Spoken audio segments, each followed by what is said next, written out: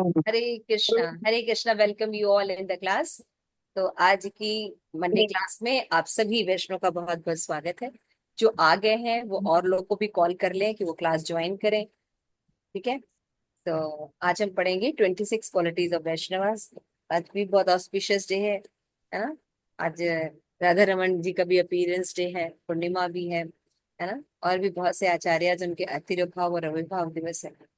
तो हम उनके चरणों में प्रार्थना करते हैं कि वो हमें भक्ति का जो थोड़ा सा रस है वो हमें भी प्रदान करे, कि हम अच्छे से चैंटिंग करें, हम अच्छे से साधना करें, कि भगवान हम पर भी प्रसन्न हो।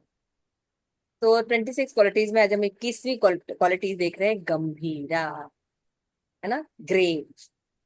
तो ये जो क्वालिटी है ये थोड़ा सा टेक्निकल क्वालिटी है ना। इसको समझने के लिए हमें ये समझना होगा कि जनरली हम भक्त जो होते हैं या जो साधना में आगे बढ़ते हैं, उनसे ये एक्सपेक्ट किया जाता है कि दे शुड बी गंभीर। लेकिन व्हाट द मीनिंग ऑफ गंभीर? This is the very main point. आइए समझते हैं कि वैष्णव के हिसाब से गंभीर क्या होता है। तो करने से पहले हम प्रार्थना कर लेते हैं। नमो विष्णुपादाय कृष्ण प्रेष्ठाय भूतले श्रीमते भक्ति वेदांत स्वामी नामने नमस्ते सारस्वती देवी गौरवाणी प्रचारिणे निर्विशेष शून्यवादी पाश्चात्य देश दारिद्र्य। प्रेम से कहो जय श्री कृष्ण चैतन्य प्रभु नित्यानंद श्री अद्वैत गदाधर शिवसादि गौर भक्त वृंद। हरे कृष्ण कृष्ण कृष्ण हरे हरे, हरे राम राम राम हरे हरे। शिल प्रभुपाद की जय। सभी गौर भक्त वृंद की जय। तो मैं चाहूंगी कि आप लोग में से रीडिंग भी करें लोग। जो भी इंग्लिश पढ़ सकते हैं कृपया एक एक पैराग्राफ आप पढ़ते जाएं। यस, स्टार्ट कीजिए। The Nectar of Devotion states, a person who does not express his mind to everyone or whose mental activity and plan of action are very difficult to understand is called grave. After Lord Sri Krishna had been offended by Brahma, Brahma prayed to him to be excused. But in spite of his offering nice prayers to Krishna, Brahma could not understand whether Krishna was satisfied or still dissatisfied. In other words, Krishna was so grave that he did not take the prayers of Brahma very seriously. Another instance of Krishna's gravity is found in connection with his love affair with Radharani. Krishna was always very silent about his love affairs with Radharani, so much so that Baldev, Krishna's elder brother and constant companion, could not understand the transformations of Krishna on account of his gravity. Next. Yes, और कौन read कर सकता है? नरसिंह विस्तुति माता जी, थोड़ा बड़ा कर दीजिए। A, a devotee's emotions are concentrations are not swept away because the next person is giddy or more. He doesn't feel obliged to immediately turn from his meditation on Krishna to talking nonsense. Just because the next person would like to talk nonsense. Although he is not antisocial, first and foremost, he must always remember Krishna. This is the prime rule. Always remember Krishna and never forget Krishna. A devotee thinks that if he is at all to help another person, then he can only Do so. do so when he is himself centered on Krishna. In Srimad Bhagavatam 3.22.21, in the conversation between Kardam Muni and Swayambhu Manu, the emperor had come to the cottage of Kardam to ask the sage to marry his daughter. The sage agreed on the condition that after giving her a child, he would take sannyas according to the will of Lord Vishnu. Kardam then become silent and thinking of Lord Vishnu smiled. It appears that Kardama Muni was fully absorbed in Krishna consciousness because as soon as he became silent, he at once began to think of Lord Vishnu. That is the way of Krishna consciousness. Pure devotees are so absorbed in thought of Krishna that they have no other engagement. Although they may seem to think of act otherwise, they are always thinking of Krishna. The smile of such a Krishna conscious person is so attractive that simply by smiling, he wins so many admirers, disciples, and followers. Once, as Srila Prabhupada was arriving at an Australian airport, a woman reporter asked him, "When you got off the plane, you looked very grave. Why is that?" Srila Prabhupada replied that he was always thinking of Krishna, the Supreme Personality of Godhead. And since Krishna is so great, naturally we become grave. The reporter then asked Prabhupada if he ever smiled. In reply, Prabhupada smiled, thus assuring us not only that he could smile, but he was still thinking of Krishna. Thank you Madhu ji. Yes, next Prem Padmini Madhu ji. एक Regarding second hand lower कर रही हूँ। हरे कृष्णा, एक second में hand lower कर रही हूँ, फिर वो दिख नहीं रहा उससे। हाँ ठीक है, यहाँ से पढ़ना ना, regarding Krishna's gravity. yes, yes. थोड़ा सा ऊपर भी स्लाइड करना पड़ेगा, सिर्फ एक ही लाइन दिखनी। Regarding Krishna's gravity, a verse in the Shrimad Bhagavatam 3.16.14 describes the Kumara's bewilderment at hearing the profound speeches from the mouth of Lord Vishnu in Vaikuntha. Slide करना पड़ेगा उनको।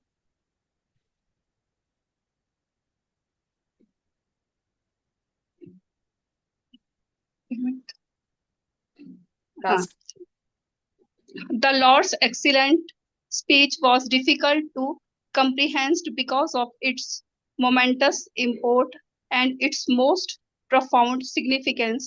The sages heard it With wide open ear. दिखाई नहीं दे रहा इसके बाद में। With wide open ear and with wide pondered open it. ears and propounded it as well.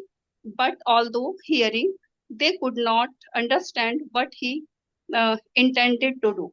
Thank you Madhu ji. Yes. Next. Purport. It should be understood that no one can purport. It should be understood that no one can surpass the Supreme Personality of Godhead in speaking. There is no difference between the Supreme Person and his speeches, for he stands on the absolute platform. The sages tried with wide open ears to understand the words from the lips of the Supreme Lord. But although his speech was very concise and meaningful, the sages could not completely comprehend what he was saying. They could not even comprehend the purport of the speech of what the Supreme Lord wanted to do, nor could they understand whether the Lord was angry to pleased with them. Thank you Madhu ji. और कोई पढ़ना चाहेगा? राजेश्वरी पढ़ो।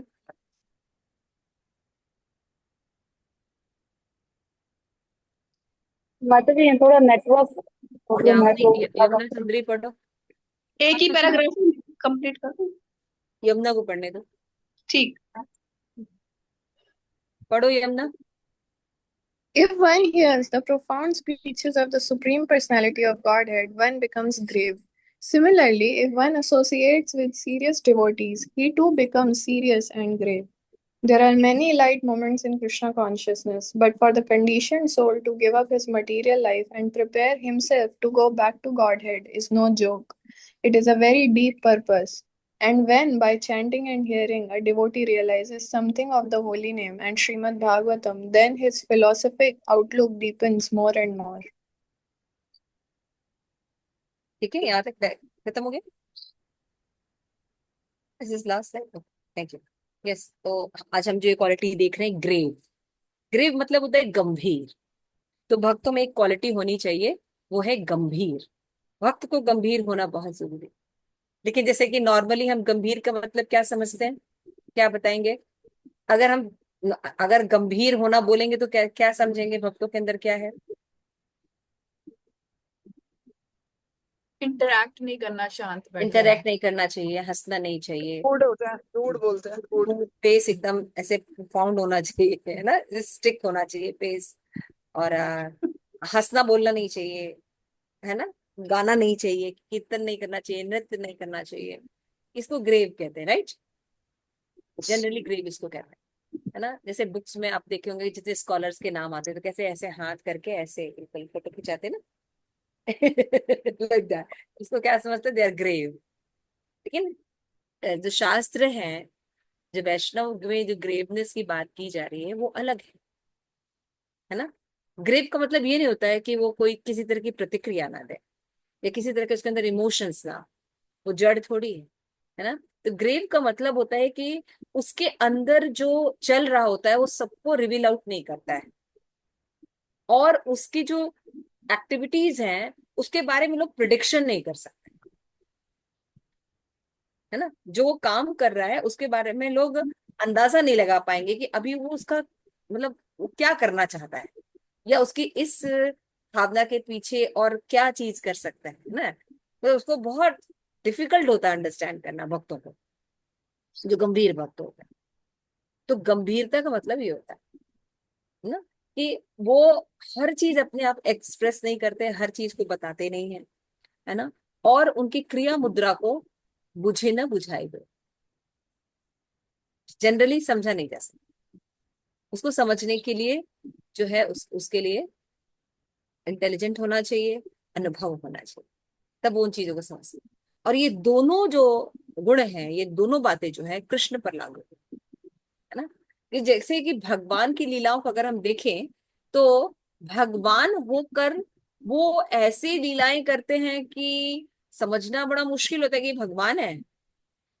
और दूसरी तरफ भगवान का जो इंटेंशन होता है किसी भी काम को करने के लिए, उसके पीछे पीछे जो उनकी जो मति होती है कार्य करने की, या उनके जो विचार या संकल्प होता है किसी कार्य करने का, वो क्या है ये समझना भी बहुत मुश्किल है ना। स्पेशली यहाँ पे दो लीलाओं के बारे में बताया गया है कि जैसे एक बार ब्रह्मा तक से अपराध हो जाता है ना। तो ब्रह्मा जो है फिर जब समझ में आता है कि उन्होंने ब्रह्म मोहिनी लीला में बहुत गलती की भगवान के साथ ऐसा करके, तो फिर वो जाते हैं उनसे क्षमा याचना करते हैं। बहुत ही फेमस वो श्रीमद् भागवतम में प्रेयर्स हैं ब्रह्मा के, है ना। ब्रह्मा जो कि सृजन करते हैं, जो कि भगवान के फर्स्ट समझिए जीव हैं, है ना। इस ब्रह्मांड को जो पूरी तरह से क्रिएट करते हैं। और आप जानते हैं ब्रह्मा कई प्रकार के होते हैं, चतुर्मुखी ब्रह्मा होते हैं, पंचमुखी ब्रह्मा होते हैं, सात मुख वाले ब्रह्मा होते हैं, 1000 मुख वाले ब्रह्मा होते हैं, और 10,000 वाले ब्रह्मा होते हैं। तो देखिए 4 मुख वाले ब्रह्मा हमारे प्लेनेट में है ना। इतनी वैरायटी है, इतनी चीजें हैं, इतना सब कुछ है। तो अब थोड़ा सोचिए जिसके 10 मुख होंगे वो प्लेनेट कैसा होगा, है ना।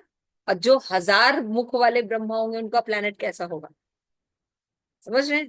तो बहुत हाई लेवल पर चीजें चली जाती है। तो यहाँ उस ब्रह्मा से गलती हो जाती है, किसको करने में, कृष्ण को समझने में, है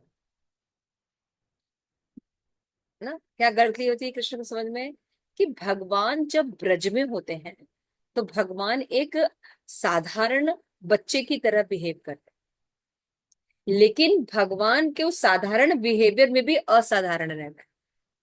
तो उस भक्त जो है वो समझ जाते हैं, लेकिन अभक्त इस चीज को नहीं समझते, है ना। जैसे भगवान भी जब भौतिक जगत में आते हैं तो भौतिक जगत के किसी भी नियम को नहीं तोड़ते, है ना। भगवान किसी भी नियम को तोड़ते नहीं, यही एक्सपर्टीज है। इसी को एक्सपर्ट कहते हैं कि वो इस तरह से किसी भी लीला का मंचन करते हैं कि वो लगता है कि रियल में है, रियल में वो फिल्म हो रही है ना। तो भगवान जिस भी जगह जाते हैं वहां के रूल्स एंड रेगुलेशन के मध्य रहकर दिव्यता को मेंटेन रख सकते, है ना। जैसे कि भगवान का जब जन्म होता है तो भौतिक जगत में जन्म होता है सबका, तो भगवान उस नियम का उल्लंघन नहीं करते हैं। तो साधारणतः देखने वाले जो लोग होते हैं क्या सोचते हैं भगवान का भी तो जन्म हुआ है, लेकिन भगवान का जन्म कैसे हुआ, दैट इज द क्वेश्चन। तो ये दिव्यता कौन देख पाता है, भगवान जन्म लेते हैं लेकिन साधारण बच्चे जैसा जन्म नहीं लेते, प्रकट होते हैं, ये भक्त देख लेते हैं। इसलिए डिफ्रेंशिएट तुरंत हो जाता है कि ये भगवान है। कहीं पर भी नहीं लिखा होता भगवान का जन्म होता है। हमेशा लिखा है भाई प्रगट कृपाला दीन दयाल, है ना। सच्ची माता के पर चैतन्य महाप्रभु का जन्म हुआ, चाहे राधा रमण का अवतार हुआ, है ना। कोई सोच सकता है कि शिला से राधा रमण प्रकट हो जाएंगे, है ना। ऐसा लगता है अरे ये तो सब मिथ लिखते हैं, इसीलिए मैथोलॉजी बोलते हैं जो हिंदू साहित्य को। क्यों? क्योंकि उनके पास जो भगवान का नॉलेज है या चीजें हैं, वो गुरु शिष्य परंपरा के नॉलेज के आधार पर नहीं होने के कारण बहुत ही निम्न कोटि का नॉलेज है। तो दिव्य नॉलेज समझने के लिए दिव्य सतोगुण में होना भी चाहिए, तब व्यक्ति की जब चेतना होती है तो वो समझ सकता। तो गंभीर व्यक्ति ऐसा होता है जो सब कुछ रिवील आउट नहीं करता, सब कुछ एक्सप्रेस नहीं कर देता, है ना, लेकिन उनकी चीजों या उनकी घटनाओं के बारे में आप प्रिडिक्शन भी नहीं कर सकते। तो जनरली अगर आप किसी भी व्यक्ति को वॉच करें या किसी व्यक्ति के ऊपर जरा सोचें, तो उसकी चाल के बारे में या उसके चीजों के बारे में पता ये ऐसे करेगा, है ना। लेकिन भगवान के बारे में ऐसा प्रिडिक्शन, कृष्ण के बारे में ऐसा प्रिडिक्शन नहीं कह सकता। इवन भगवान की एक ही लीला होती है, अलग अलग कल्प में अलग अलग होती है। जैसे अभी कल नरसिंह चतुर्दशी थी, है ना।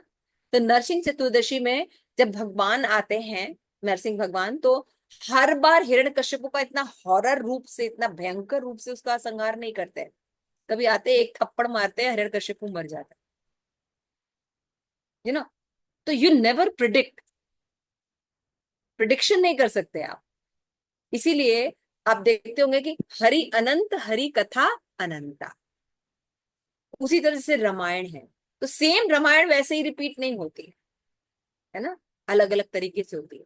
आपको पता होगा, अगर कि आप लोगों के पास कोई वाल्मीकि रामायण है तो आप लोग देखिएगा, उसमें वाल्मीकि रामायण के शुरू में दिया है कि रावण कई प्रकार के लोग होते हैं, कई लोग रावण बने। ये भी आप लोग को अद्भुत लगेगा लेकिन रावण भी पोस्ट है ना। तो आप समझ सकते हैं कि एक रावण भी नहीं था, अलग अलग तरीके से चीजें घटित होती। तो you never predict Krishna's activities, and Krishna doesn't express whole thing या our mind to everyone, only भक्त can understand। एक लीला और है, सभी भक्त लोग जानते हैं, आप लोग, कि भगवान किसी का तारण करते हैं, समझ में आता है। गजेंद्र लीला के द्वारा गजेंद्र का उद्धार किया, है ना, वृत्रासुर का उद्धार किया, और भी बहुत से लोगों का भगवान ने उद्धार किया, है ना। लेकिन अगर किसी को मारा भी है तो उसका उद्धार हो गया, पूतना, ये कैसे संभव? तो सुखदेव गोस्वामी, सॉरी हाँ, सुखदेव गोस्वामी जो थे, उन्होंने जब सुना अहो बकीयम स्तन कालकूटम जिंघासया, हाँ, ये जो श्लोक सुना उन्होंने, उसने कहा ऐसा कमुआ दयालु, ऐसा दयालु कौन होगा कि जो राक्षसी प्लान करके मारने के लिए आ रही है, तो चलो उसको अभय दान दे दिया, उसका जीवन दान दे दिया, ये भी समझ में आता है। माता की गति कैसे प्रदान की जा सकती है, अपनी माँ कैसे माना जा सकता उसको? लेकिन ये विचार केवल भक्तों का। हम्म? और जैसे कोई भी लीला होती है, कोई भी घटना होती है श्रीमद् भागवतम में, फिर आप देखते होंगे अलग अलग आचार्य उस पर अलग अलग कमेंट्रीज करते हैं, है ना। विश्वनाथ चक्रवर्ती ठाकुर अलग कमेंट्री करते हैं, श्रीधर स्वामी उस पर अलग कमेंट्री करते हैं, और भी बहुत से आचार्य हैं जो उन लीलाओं को अलग अलग दृष्टिकोण से रस का वर्धन करते हुए बताते हैं। तो जब हम उन लीलाओं को सुनते हैं तो हमें और पता चलता है। जैसे श्रीमद् भागवतम में भी नरसिंह भगवान और प्रहलाद महाराज के बारे में है, लेकिन नरसिंह पुराण में पूरा डिटेल है, विष्णु पुराण में और भी एंगल्स बताए गए हैं। तो जब वो पूरा पढ़ते हैं तो एक पिक्चर सा हल्का सा हमारे समझ में आता है, समझ में आ रहा है। तो उसमें उनके अनुसार होता है कि भगवान केवल नरसिंह भगवान के रूप में ऐसा जो जैसा हमने फेस देखा ऐसा नहीं, बल्कि बिलौटे का एक जो शेप है वो भी होता है, बिल्ली होती है ना, उसके शेप में भी भगवान। सो देर आर हरि अनंत हरि कथा अनंत। इसीलिए गुरु शिष्य परंपरा में रहने वाला व्यक्ति, भक्त व्यक्ति, वैष्णव भक्ति ही भगवान के मन के अभिष्ट को जान सकते। जैसे रूप गोस्वामी का प्रणाम मंत्र क्या है, किसी को याद है? श्रीपाद रूप गोस्वामी का प्रणाम मंत्र श्री चैतन्य मनोभीष्टं स्थापितं गंभीर स्वयं रूप कदा मह्यं ददाति स्वपदान्ति। यस, स्वयं रूप कदामह्यं ददाति स्वपदान्ति। श्री चैतन्य मनो अभीष्टम, चैतन्य महाप्रभु के मन के अभिष्ट को जानने वाले कौन है? रूप गोस्वामी। रूप गोस्वामी उन्होंने कहा अगर आप पूरे इंस्ट्रक्शंस नहीं पढ़ सकते, मैं आपको एक 11 इंस्ट्रक्शंस देता हूं, अगर आप उस बुक को पढ़ लीजिए, उपदेशामृत सभी का निचोड़, ये 11 मंत्र अगर अपने जीवन में आपने उतार लिया तो पूरा वेद पुराण आपने पढ़ लिया। और उसकी शुरुआत वो कोई बड़े श्लोका से नहीं करते हैं, बल्कि कहते हैं वाचो वेगम मनसा क्रोध वेगम जिह्वा वेगम उदर उपस्थ वेगम। कितना अनोखा है कि मतलब नियंत्रण करने का मतलब ही नहीं, इंद्रियां संयम करने की बात की जा रही। क्यों? क्योंकि अगर कोई व्यक्ति वैष्णव है तो उसका आचार और विचार दोनों इक्वल होना चाहिए। अगर दोनों में अंतर है तो उसको मिथ्याचारी कहा जाता है ना। तो वैष्णव भगवान की बाह्य रूप से भी सेवा करते हैं, पूजा करते हैं, और भगवान की बातों को जीवन में भी धारण करते हैं। इसीलिए उनका चलना, उनका बोलना, उनका देखना, उनका बात करना, उनका बैठना, उनका उठना दिव्य होता है। ठीक है ना। तो यहाँ पे बता रहे हैं कि गांभीर्य का मतलब है कि जब कृष्ण के प्रति ब्रह्मा से इतने बड़े भगवान ब्रह्मा जो फर्स्ट क्रिएशन है, कितने मतलब विद्वान होंगे, कितने उनसे गलती हो जाती है कृष्ण को पहचान। और वो जब प्रार्थना करके भगवान से क्षमा मांगते तो उनको ये समझ में नहीं आता है कि कृष्ण ने उनको क्षमा किया या नहीं। This is Krishna. इसको गंभीर कहते हैं, है ना। गंभीर का मतलब नहीं कि चुप होके सीरियस खड़े हैं, कोई एक्शन ना दे, रिएक्शन नहीं, है ना। दूसरा है कि इंसिडेंट बताए थे कि correction with affair of Radha Rani, है ना। तो Krishna was very silent about his love affair. तो आप कहेंगे कैसे साइलेंस है, जरा एक्सप्लेन कीजिए मुझे। इसमें लिखा है Krishna was always very silent about his love affair with Radha Rani. कैसे समझेंगे? Any comments? सब लोग तो हिलते डुलते रहते हैं, किससे पूछे? कोई भी क्लास में कभी आता भी भी आपको लोग ओपनली कभी भी राधा रानी को एक्सेप्ट नहीं किया, इवन शादी भी नहीं किया, मतलब साइलेंट ही थे ना, मतलब कभी भी ऐसे कुछ यस, एक इंसिडेंट मदर जी शेयर कर रहे हैं कि भगवान ने मतलब अपनी शादी भी की तो ऐसे ओपनली लोगों को नहीं पता है कि उन्होंने शादी की, लाइक दैट। ठीक है। माता जी वो मिलते थे दिन में थी कई बार, सुबह और दोपहर को राधा कुंड में। तो वो उनका मिलन वो गोपनीय ही होता था, जिसका सारा संचालन जो था वृंदा कुंड में होता था। और दक्ष जो तोता था, जिसके अंडर 1 लाख लोग काम करते थे, 1 लाख होते, तो वो लोग सब जगह उनका आगमन में, उनके आने से पहले ही सब जगह तैयारी करते थे। तो ये सब गोपनीय ही रहता था माता जी, जो कि लीला रोज चलती थी। अष्टयाम भगवान की लीला लीला होती सदा है, आज भी होती है, मदर जी कह रहे हैं, आज भी गोपनीय होती रखे जो है। दर्शन कर सकते हैं कर सकते हैं। ठीक है ना। ये सब ठीक है, लेकिन भगवान श्रीमती राधा रानी जो हायर लव अफेयर है भगवान का, वो जब चैतन्य महाप्रभु आए तब रिवील आउट हुआ। हाँ, यस। नहीं तो किसी भी युग में, किसी भी काल में, किसी भी वाद में कहीं पर भी ये रिवील आउट ही नहीं। लोग लक्ष्मी को भगवान का कंसोर्ट मानते हैं, लक्ष्मी ही भगवान की जो अर्धांगिनी है ऐसा समझते हैं। ऐश्वर्य नॉलेज ही हाँ टॉप मोस्ट नॉलेज था दुनिया में। श्रीमती राधा रानी के साथ जो प्रेम का नॉलेज है वो सबसे टॉप मोस्ट है। तो तब पता चला जब चैतन्य महाप्रभु जो साक्षात कृष्ण है उन्होंने आकर रिवील किया। तो ये कौन सा श्लोक है चैतन्य चरितमृत का? रम्या काचित उपासना ब्रजबधु ब्रजबुद्धिर्गु अर्गेण सकल, या कृतिता। है ना। भगवान की जो रम्या गोपियां हैं इनकी उपासना जो है सर्वश्रेष्ठ। तो कैसे पता चला? जो टॉप मोस्ट राधा रानी है उनके बारे में किसी को नॉलेज ही नहीं है ना। तो ये कब समझा कैसे? तो इसको कहते हैं कि जब could not understand the transformation of Krishna on account of his gravity. इसको गंभीर कहते हैं। मैं आप लोगों को इतना इसलिए समझा रही हूँ क्योंकि भक्तों का आज भी, हम चाहे पढ़ लें चाहे कुछ कर लें, अगर कोई भक्त साधारण अपनी संवेदनाओं को रखता है, सिंपल चाल चाल विचार में रहता है, तो हम उसको भक्त नहीं मानते।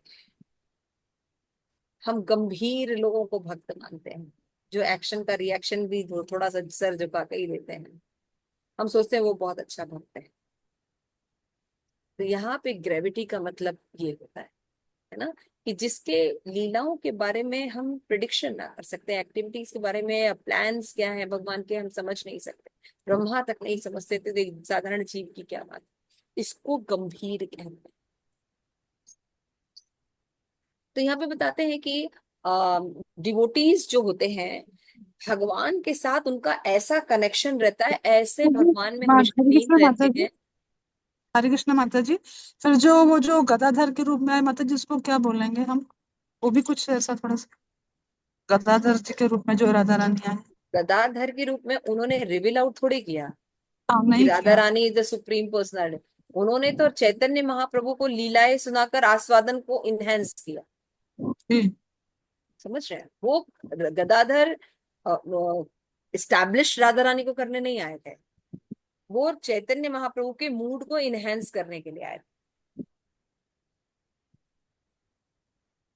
ठीक है, देखिए जी। मूड क्या अपने आप इनहेंस हो जाता है। अगर आप किसी के प्रेम को फील करना चाहते हैं तो उद्दीपन होना चाहिए ना सामने, है ना। तो वो ऐसी बातें करते थे, या श्रीमद् भागवतम इस तरह से बताते थे कि चैतन्य महाप्रभु अपना पूरे जो प्रेम रस का आस्वादन वो कर पाते थे। तब बताया जा रहा है, मैं जो बता रही थी, मैं क्या बता रही थी, अब बीच में कम बोले, बहुत इंपॉर्टेंट चीज बता रही थी।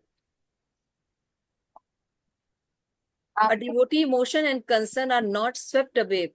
हाँ, किसी तरह से जैसे डिवोटी जो होते हैं उनके जो विचार होते हैं भगवान में, इस तरह से वो निमग्न रहते हैं कि जब वो उनको छोड़कर कोई और वार्तालाप, उनको प्रजल्प करने को कहिए या कुछ ऐसे करिए, वो उसमें इन्वॉल्व होना पसंद नहीं करते, है ना। वो भगवान की जो एक्टिविटी होती है उनमें वो ज्यादा रहते हैं।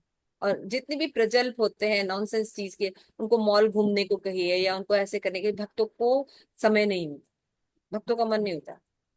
हालांकि उनको लगता है कि ये बेचारे दिन भर बैठे रहते हैं, कहीं जाते नहीं करते हैं, लेकिन ऐसा भक्त नहीं होता। भक्त जो है अपने सुप्रीम आनंद की अवस्था में रहता है, क्योंकि कृष्ण की भक्ति में वो मानसिक, शारीरिक और क्रिया तीनों माध्यम से होता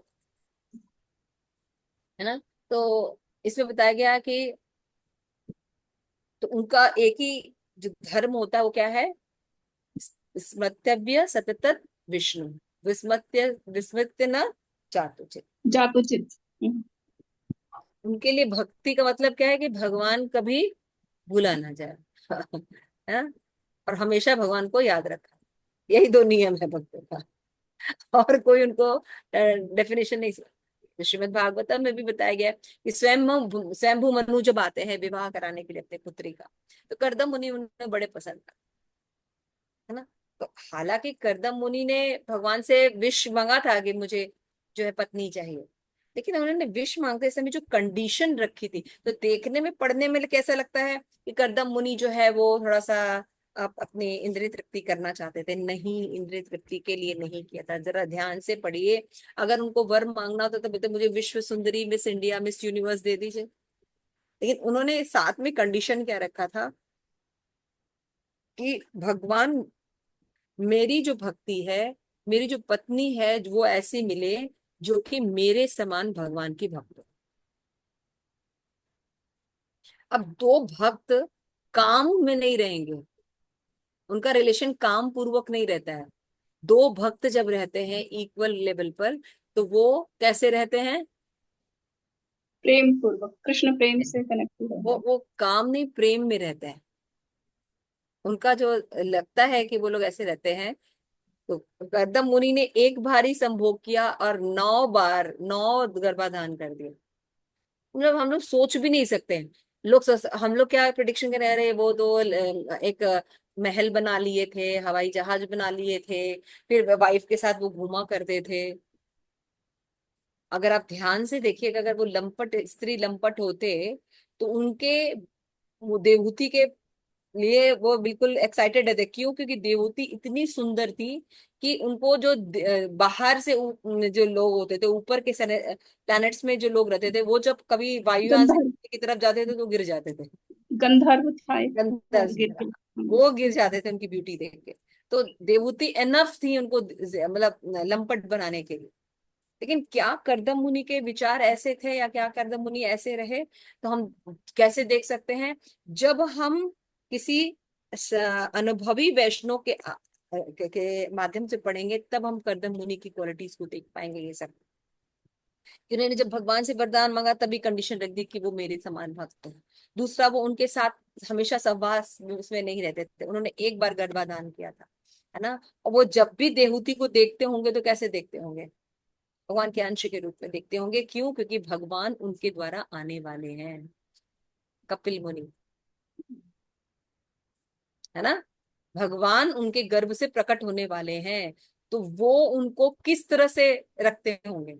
जैसे साधारण स्त्री पुरुष रहते हैं वैसे वैसे उनके साथ संभोग करते होंगे।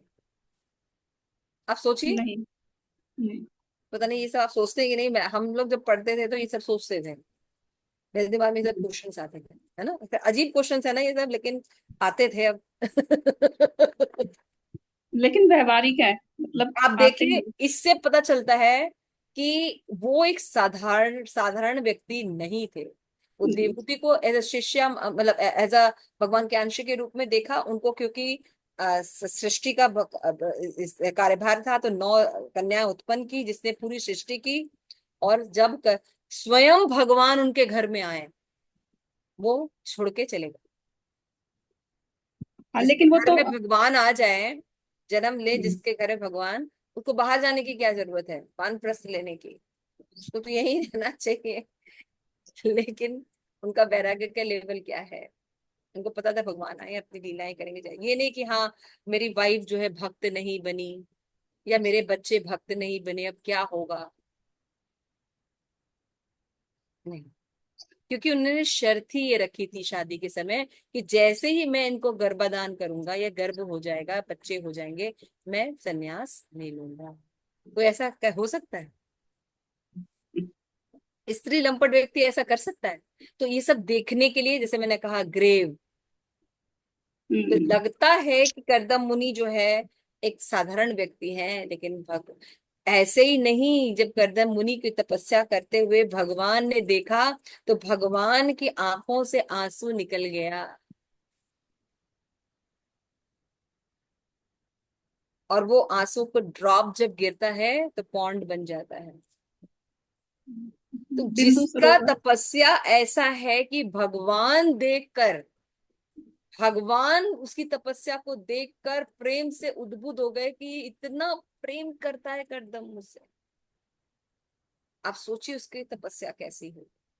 और वो व्यक्ति जब ये मांगता है कि भगवान आप प्रकट हुए हैं तो क्या करिए, मुझे किस विवाह करना है। अजीब लग रहा है ना। उनको तो कुछ भी मांग लेना चाहिए था, लेकिन नहीं, वो विवाह के लिए बोलते। क्यों? क्योंकि वो जानते थे भगवान के अभिष्ट को। भगवान क्रिएशन करना चाहते थे भौतिक जगत में। हाँ? भगवान स्वयं जब उन्होंने करना चाहते तो भगवान ने खुद बोला उनकी तपस्या देके कि ठीक है, तुम विवाह करना चाहते हो, लेकिन मैं तुम्हारा पुत्र बन के आना चाहती हूँ। वो खुद आए कपिल मुनि बन के। तो ऐसा अद्भुत। तो ये सब चीजें गंभीरता का, यू कैन नॉट प्रिडिक्ट। आप भगवान की और भक्तों की क्रियाओं को नहीं समझ सकते। दिखने में वो स्त्री लंपट जैसे आम गृहमेधी की तरह बिहेव कर रहे हैं कर्दम मुनि, लेकिन इसके पीछे अलग है रीजंस। यानी उनकी जो बातें, इनको गंभीरता कहा जाता है।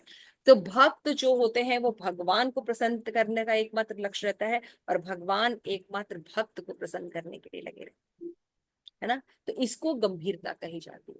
और भक्त का दूसरी डेफिनेशन, नेक्स्ट पेज, नेक्स्ट, समझ क्या दे रहे हैं कि भक्त को समझने के लिए हमें शुद्ध सत्व में हो, इस गंभीरता की ओर हमको बढ़ना है। सीरियस नहीं होना है हमें। हम में अष्ट विकार आने हैं। हम लोग जो प्रेयर पढ़ते हैं नरसिंह भगवान का, उसमें क्या पढ़ते हैं? वो दिन कब आएगा नरसिंह भगवान के आपके दर्शन करके आपके मंदिर के द्वार पर मैं लौटूंगी या लौटूंगा। हमें तो वह इतना अभिव्यक्ति रहती है, जागृति रहती है कि हम हाथ भी उठाने में शर्म का महसूस करते हैं, और हम लौटेंगे। मंदिर गए, चढ़ के और लौटेंगे, है ना। कभी भगवान के लिए मूर्छित होके गिर जाए, इतना आसान है? नहीं, ऐसा। तो इसलिए गंभीरता का मतलब होता है सही सात्विक विचारों का प्रकट होना, सात्विक लक्षणों का प्रकट होना। अश्रु, कंप, है ना, जो चीजें हैं, आठ आठ अष्ट विकार होते हैं, ये प्रकट होना। तो वो हंसता है, बोलता है, रिएक्ट करता है। जब श्री प्रभुपाद से एक बार पूछा, यहाँ पे लिखा है कि प्रभुपाद जब आप प्लेन में थे तो बहुत ही ज्यादा आप गंभीर लग रहे थे, है ना। प्रभुपाद ने कहा कि हाँ, मैं कृष्ण के लिए हमेशा सोचता हूँ, इसलिए। मतलब क्या आप कभी हंसते भी हैं? प्रभुपाद हंस देते हैं, है ना। तो भक्तों के लिए लोग क्या एक्सपेक्ट करते हैं कि भौतिकवादी में जो व्यक्ति का, अच्छा, ऊपर से तो वो भौतिक जगत में लोग गंभीर दिखते हैं, बड़े बड़े पोस्ट पर मंत्री बन जाएंगे, प्रधानमंत्री बन जाएंगे, प्रोफेसर बन जाएंगे, है ना, दार्शनिक बन जाएंगे, साइंटिस्ट बन जाएंगे, बहुत ज्यादा गंभीर बनने हुए दिखाई देंगे, लेकिन सबका जीवन बिल्कुल बेकार हो। अंदर से वो क्या होते हैं? भोगी होते हैं ना। आज जितने भी मिनिस्टर लोग हैं,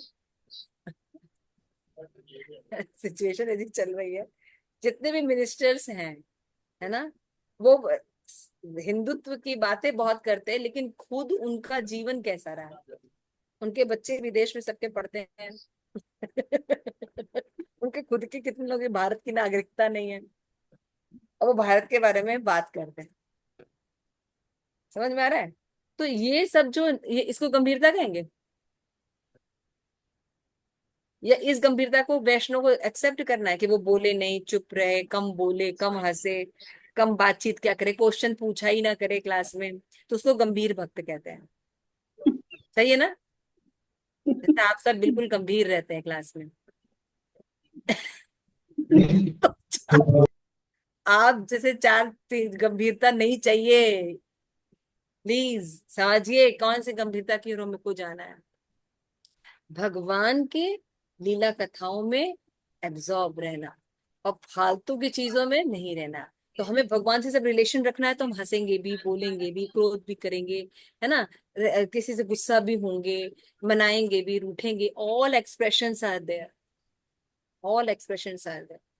ये बात कही जा रही है गंभीरता का मतलब, लेकिन वो मटेरियल नहीं होता है, स्पिरिचुअल।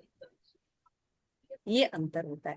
तो इस गंभीरता की ओर हमें जाना है। तो लास्ट में बोल रहे हैं, the lord excellent speech was difficult to comprehend. भगवान ने जो भगवत गीता बोली, कितने देर में बोली? 45 मिनट से बोल दी 45 मिनट्स। है।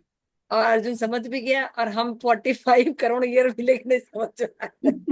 समझ में नहीं आता क्या? तो इसको इसको गंभीरता कहते हैं। यहाँ पे तो सेचेस, जो जो भगवान है, वो जो कुछ करते हैं, देखते हैं, तो उनको भक्त समझते हैं। और भक्त जो होते हैं, जो भी कुछ करते हैं, सोचते हैं, वो भगवान को अप्रिशिएट करने के लिए करते हैं। इसलिए वैष्णव के अंदर गंभीरता का मतलब होता है कि हमेशा कृष्ण के रिमेम्बरेंस में, भगवान के स्मरण में, कीर्तन में, अनुराग में लगे। इसको गंभीरता कहा जाता है ना। ये नहीं कि चुपचाप बैठे हैं, कभी किसी को स्माइल ना दे, किसी से बातचीत ना करें, है ना, कोई रिलेशन मेंटेन, ऐसा नहीं।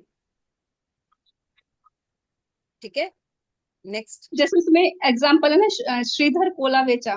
तो हाँ, अच्छा, मतलब हाँ, वो तो यस। जैसे कि उनका जो भगवान के साथ रिलेशन था, तो मतलब वो लड़ाई करते थे भगवान के साथ, लड़ाई करते थे कि तुम बहुत महंगे दोने देते हो, ये है वो है। और मतलब वो बहुत गरीब थे, लेकिन भगवान को कहते तुम बहुत अमीर हो। तो मतलब ये भी एक गंभीरता में समझ सकते हैं ना, कि देखने में वो एक साधारण साधारण दोने चीज बेचने लगेगा, वाला है, तो साधारण लेकिन लगेगा वो कि मतलब कितना। ये मतलब भगवान से लड़ रहे हैं। हाँ, और भगवान से लड़ रहे हैं, भगवान से भगवान लड़ उनसे नहीं, लड़ रहे हैं। वो क्योंकि भगवान के साथ, मैं पहले भी बताती ना, भगवान में भौतिकता नहीं होती है।